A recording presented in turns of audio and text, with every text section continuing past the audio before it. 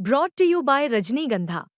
यूं ही नहीं ताज ताज बन जाता है। शिल्पकारों का हुनर और चुनिंदा संगमरमर ताज को नायाब बनाते हैं। कुछ ऐसे ही चुनिंदा जगहों से बस खास ही चुनकर लाता हूँ। कतरे कतरे को मैं हीरे सा परखता हूँ। यूं ही नहीं मैं रजनीगंधा बन जाता हूँ। बाजार ने लगता है फिर रफ्तार पकड़ ली है और ये बड़ा विचित्र है। शुक्रवार के दिन बाजार इस तरह से रफ्तार पकड़ ले। सेंसेक्स करीब 350 पॉइंट बढ़ा और 82,000 के आसपास गया और निफ्टी 50 ने 25,100 का बहुत ज़बरदस्त बैरियर है, हर्डल है, उसको पार कर लिया, एक बाधा पार कर ली है। और अब एनालिस्ट को लगता है, जो जानकार हैं, वो कि यहाँ से अब अगर इसके ऊपर बना रहा तो फिर आगे का रास्ता अच्छा दिखाई पड़ रहा है और 25,240 निफ्टी पर नया लेवल हो सकता है। वजह क्या थी? आज ज़बरदस्त ग्लोबल क्यूज थे, साथ में डोमेस्टिक फंडामेंटल मजबूत थे। महंगाई का आंकड़ा बाद में आया है, लेकिन उम्मीद लगने लगती है बाजार को। तो सेंसेक्स करीब 350 पॉइंट बढ़ा, निफ्टी 50 25,100 क्रॉस कर गया। तो आधा परसेंट की बढ़त दोनों में दिखाई दे रही है। और जो बाकी बाजार, जिसको ब्रॉडर मार्केट कहते हैं, यानी कि स्मॉल कैप, मिड कैप, जो इन दोनों सेंसेक्स और निफ्टी इंडेक्स में शामिल नहीं है, वो सारे शेयर, तो वहाँ भी अच्छी भली तेज़ी दिखाई पड़ी है। मिड कैप 100 और स्मॉल कैप 100 दोनों हरे निशान में, हरियाली में बंद हुए हैं। बैंक निफ्टी लगभग 0.3% ऊंचा गया है। और सेक्टोरल देखेंगे तो थोड़ा मिक्स था। इसमें निफ्टी का pharma, auto, IT, private bank, metal, ये तेज़ी को बढ़ा रहा था, तेज़ी में हवा दे रहा था। जबकि एफएमसीजी, पीएसयू बैंक और मीडिया, इनमें सेलिंग प्रेशर दिखाई दिया है, इनमें बिकवाली आई है और बिकवाली का दबाव महसूस हुआ है। बाजार में जो तेज़ी आज आई और जो ज़बरदस्त उत्साह दिखाई पड़ा, आमतौर पे जब हफ्ता बंद हो रहा होता है, ख़त्म हो रहा होता है, तो लोग पोजीशन लेके जाना पसंद नहीं करते हैं। लेकिन अब बाजार को इस बात के आसार दिख रहे हैं कि भारत और अमेरिका के बीच ट्रेड डील हो सकती है।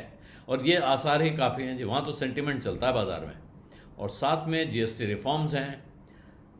रिजर्व बैंक की तरफ से अब उम्मीद दिख रही है कि इंटरेस्ट रेट की जो पॉलिसी अगली आएगी वो सपोर्टिव होगी, क्योंकि इन्फ्लेशन बिल्कुल नरम दिखाई पड़ रहा है।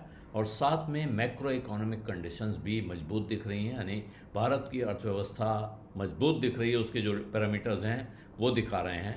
तो वो क्या हैं? वो है जीडीपी की मजबूत ग्रोथ, जीएसटी के रिफॉर्म्स, टैक्स और रेट कट, महंगाई कम है, लिक्विडिटी बढ़िया दिख रही है, हेल्दी दिखाई पड़ रही है। और डॉलर और बॉन्ड की जो यील्ड हैं, ये भी सपोर्टिव दिख रही हैं।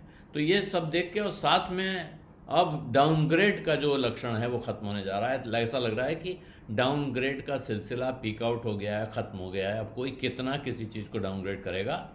और साथ में म्यूचुअल फंड का कैश लेवल 5 से 6% के करीब आ चुका है। तो ये सब मिला के बाजार के जानकारों का कहना है कि ये सब मिलाकर अब ये दिखा रहे हैं कि इस वक्त भारत का इक्विटी मार्केट एक मजबूत आधार पर खड़ा है, जहां से अब नीचे जाने की कोई गुंजाइश नहीं है, यहाँ से ऊपर का रास्ता ही खुला है। और साथ में ये कह रहे हैं कि साहब, अभी ऐसा नहीं है कि दुनिया में सब सारी चिंताएं खत्म हो गई हैं, ग्लोबल रिस्क बने हुए हैं।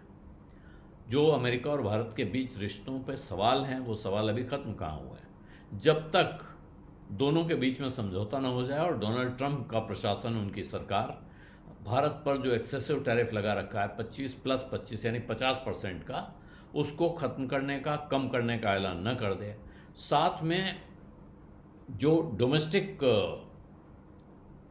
फ्लो हैं, तो पहला तो यह है कि ये हालात सुधर जाएं। दूसरा ये है कि भारत में जो डोमेस्टिक फ्लो है वो बना हुआ है। हालांकि आंकड़ा दिख रहा है पिछली बार के मुकाबले में कम हो गया है, लेकिन इसका मतलब ये नहीं कि लोगों ने पैसा निकालना शुरू कर दिया है। बड़े पैमाने पे पैसा बाजार में आ रहा है, म्यूचुअल फंड्स में जा रहा है, सिप के रास्ते जा रहा है, तो वो ज़बरदस्त इनफ्लो है।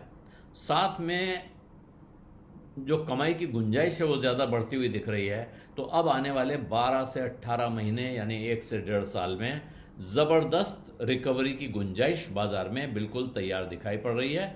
और इसका अर्थ ये है, अब विद्वानों का कहना है कि ये वक्त है जबकि आप अपने डिफेंसिव स्ट्रेटजी से निकल के, यानी कि हम साहब नीचे गिरने से कैसे बचें वाले माइंडसेट से निकल के एग्रेसिव हो जाएं कि जो तेज़ी आने वाली है उसका फ़ायदा कैसे उठाएं, एडवांस में क्या सौदे कर लें। तो इसी तरह से दूसरा सवाल, बड़ा सवाल है कि क्या निफ्टी 50 जल्दी ही एक नया रिकॉर्ड बनाएगा, क्या नई ऊंचाई छुएगा? तो इसके जवाब में लोग कह रहे हैं साहब, जो फंडामेंटल फैक्टर्स हैं वो तो बिल्कुल माफिक हैं, माकूल हैं, यहाँ से ज़बरदस्त रैली आ सकती है। जो इनकम टैक्स रेट कट हुआ बजट में, उसके बाद मॉनेटरी पॉलिसी कमेटी ने यानी रिजर्व बैंक ने रेट कट किया, इंटरेस्ट रेट कट हुए उधर, और जीएसटी के रेट कट और रैशनलाइजेशन। जीएसटी में 2 ही स्लैब रह गई हैं। बहुत बड़ी संख्या में चीज़ें ऐसी हैं जिन पे जीएसटी कम हो गया है, और ये सारे फैक्टर अगर मिला लिए जाएं तो इनमें ये दम है, इनमें ये संभावना है, ये पोटेंशियल है कि वो भारत की ग्रोथ को एकदम से रफ्तार दे सकते हैं, उसको तेज़ी दे सकते हैं। और इसीलिए साथ में बाज़ार की नज़र से अगर देखा जाए तो अब लोग ये कह रहे हैं कि अगले वित्त वर्ष, यानी कि अभी तो 25-26 चल रहा है, इसके बाद 26-27 या जिसको फाइनेंशियल ईयर 27 कहा जाएगा, वैसे वो फाइनेंशियल ईयर 26-27 होगा, उसमें जो अर्निंग्स की ग्रोथ है वो अब बढ़ेगी इस साल के मुकाबले, पिछले साल के मुकाबले, और अब 15% से ज़्यादा ग्रोथ रेट आ जाएगा, इसका अनुमान लगाया जा रहा है। और 15% ग्रोथ रेट अगर मार्केट के लिए देखा जा रहा है तो इसका अर्थ है कि कुछ कंपनियां इससे काफ़ी ज़्यादा रफ्तार से ग्रो करेंगी, और यहाँ से ही, इसी से ये उम्मीद बनती है, आशा बनती है कि निफ्टी 50 नई ऊंचाई छूने की तरफ बढ़ रहा है। हो सकता है इस साल के अंत तक छू ले या फिर अगले साल की शुरुआत में छू दे, क्योंकि अब जो इन्वेस्टर्स हैं वो इस सिचुएशन को डिस्काउंट करने लगे हैं, वो इसके हिसाब से तैयारी कर रहे हैं कि बाज़ार अब नई ऊंचाई की तरफ बढ़ रहा है और हमें उसमें मौका चूकना नहीं है। तो इसी तरह से और विद्वान, उनका कहना है कि साहब जो भारत का जो मैक्रो सिचुएशन है, अर्थव्यवस्था की जो समग्र स्थिति है उसको देखें अगर, तो उसमें सुधार दिख रहा है, उसके सारे पैरामीटर धीरे धीरे सुधरते दिख रहे हैं। दूसरी तरफ अब आने वाला है त्योहारी सीज़न। त्योहारी सीज़न की खासियत क्या है? त्योहारी सीज़न हमारे आपके लिए तो जश्न का मौका हो सकता है, लेकिन बाज़ार में इकोनॉमी पर नज़र रखने वालों के लिए ये है डिमांड का समय। जिस वक्त हम और आप जाते हैं उत्साह से अपने लिए कुछ खरीदते हैं, उस वक्त कंपनी चलाने वालों की नज़र और इकोनॉमिस्ट की नज़र इस पे होती है कि कितनी डिमांड बाज़ार में आ गई, कितना दम लगेगा जिससे कि इकोनॉमी की रफ्तार में तेज़ी आएगी, और जो तेज़ी आएगी वो कितनी होगी। और साथ में इस वक्त इस बार फेस्टिव सीजन का उत्साह है, और साथ में एक डबल धमाका है कि जीएसटी कम होने की वजह से जीएसटी कम हो जाएगा प्राइस में, तो दाम सस्ता लगेगा, हम जो चुकाएंगे वो कम होगा। और इसीलिए बाज़ार में अब आगे का जो सफ़र है वो मजबूत दिख रहा है, उसके लिए काफ़ी सहारे दिखाई पड़ रहे हैं। और इसके साथ अगर आप ये जोड़ लेंगे साहब, अमेरिका और भारत के बीच जो कई महीनों से खींचतान चल रही थी, तनातनी चल रही थी, अब उसमें ऐसा लगता है कि आइस ब्रेक होने जा रही है, थॉ होने जा रहा है। और अगर ये हो जाता है, ये आसार दिखने पर ये हाल है, तो अगर फैसला हो गया, ऐलान आ गया, तो क्या होगा सोचिए। तो फिर निफ्टी 50 दिवाली तक, ये कहना है जानकारों का कि दिवाली तक ही निफ्टी 25,600 छू सकता है। लेकिन ऐसा करने के लिए ज़रूरी है कि अब कॉरपोरेट अर्निंग्स में कंपनियों की कमाई में अपग्रेड देखने को मिले, वो बहुत ज़रूरी होगा। इंडेक्स के लगभग 80% कंपनियां ऐसी हैं जो अपने इतिहास में कभी उतने प्राइस अर्निंग रेशियो पे नहीं रही हैं जितने पे आज चल रही हैं, यानी कि बहुत ऊंचा पीई चल रहा है। ऐसे में एक ही चीज़ है जो इसको बदल सकती है, जैसे ही अर्निंग्स बढ़ जाएगी तो ये रेशियो अपने आप कम हो जाएगा।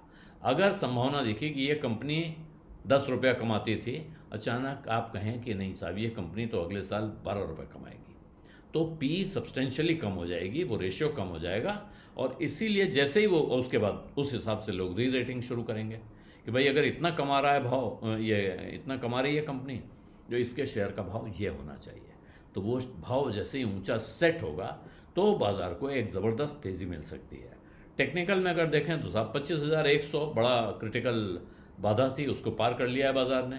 अब अगर यहाँ से ये चलता रहा, यानी कि इसके नीचे जाके बंद नहीं होता है आगे 1-2 दिन 3 दिन, तो फिर 25,240 नियर टर्म में देखा जा रहा है, और ये बाज़ार के लिहाज से एक अच्छा ब्रेकआउट होगा। और जब वहाँ पहुँच जाएगा, वहाँ ठहर जाएगा, तो फिर जैसा टेक्निकल चार्टिस्ट करते हैं कि वो इसके ऊपर का एक नया टारगेट दिखा देंगे।